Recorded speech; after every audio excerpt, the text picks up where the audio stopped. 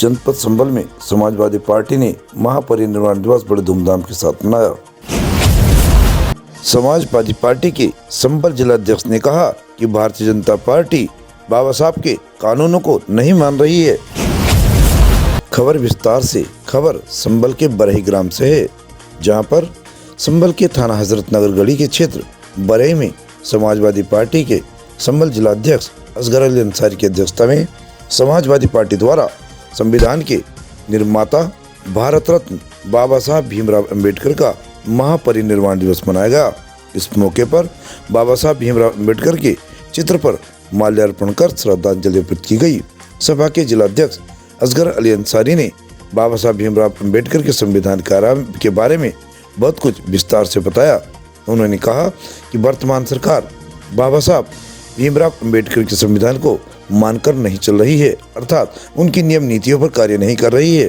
तराई किसान यूनियन के जिला अध्यक्ष मोहम्मद नदीब खान ने भी संविधान के बारे में और उनकी नीतियों के बारे में बताया।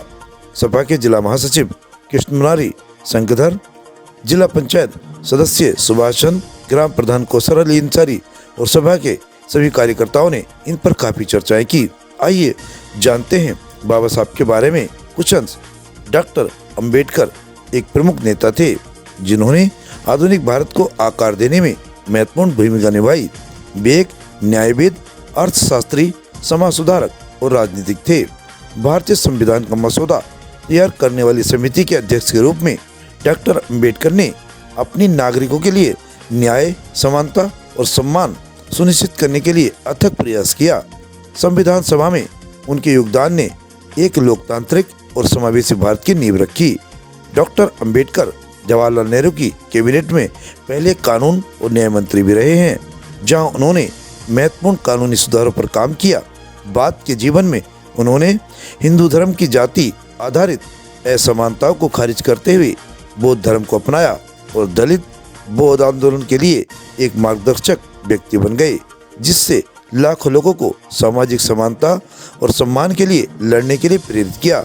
महापरिनिर्वाण दिवस उनके असाधारण योगदान का सम्मान करने तथा एक न्यायपूर्ण एवं समता मूलक समाज के लिए उनके दृष्टिकोण पर विचार करने का दिन है। हमारी पार्टी के राष्ट्रीय अध्यक्ष अखिलेश यादव जी के निर्देश पर आज हम लोगों ने 6 दिसंबर को बाबा साहब डॉक्टर भीमराव अंबेडकर जी का परिनिर्वाण दिवस मनाने का काम किया है। आज 68वां उनका परिनिर्वाण दिवस है।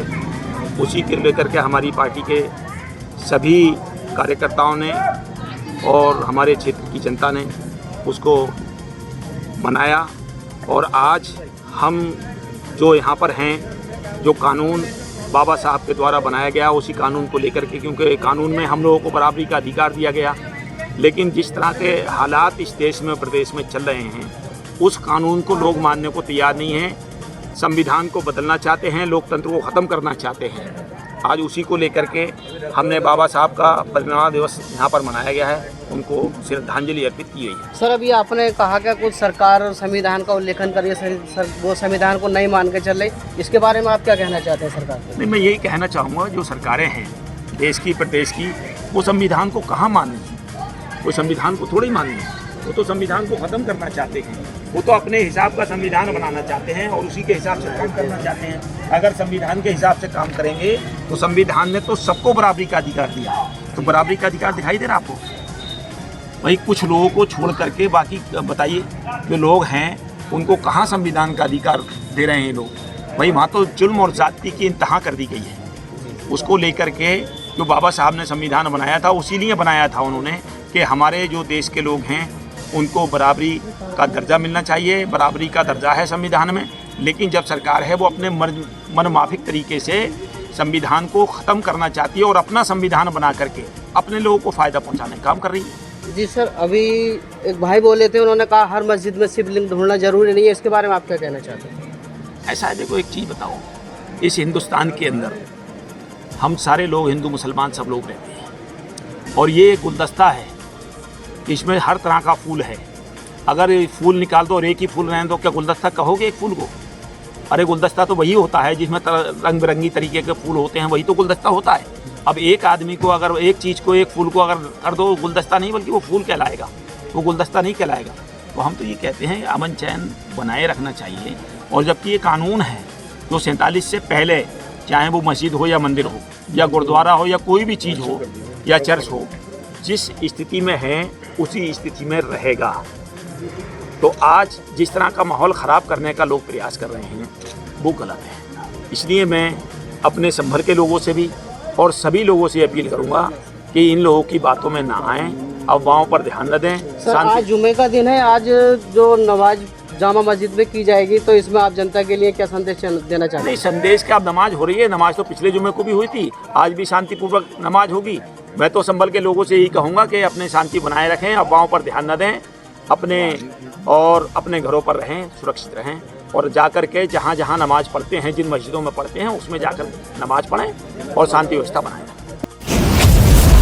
जो हिंदू पक्ष ने जामा मस्जिद के लिए हरिहर मंदिर होने का दावा किया, इसमें आप क्या कहना चाहेंगे? भाई अभी इसी तरह की बात चल रही है। भाई जब 47 से पहले ये वाली चीज़ है कि जिस स्थिति में चाहे मंदिर है या मस्जिद है या गुरुद्वारा है या चर्च है, वो उसी स्थिति में रहेगा नहीं। संभल के अंदर 600 साल पुरानी मस्जिद है।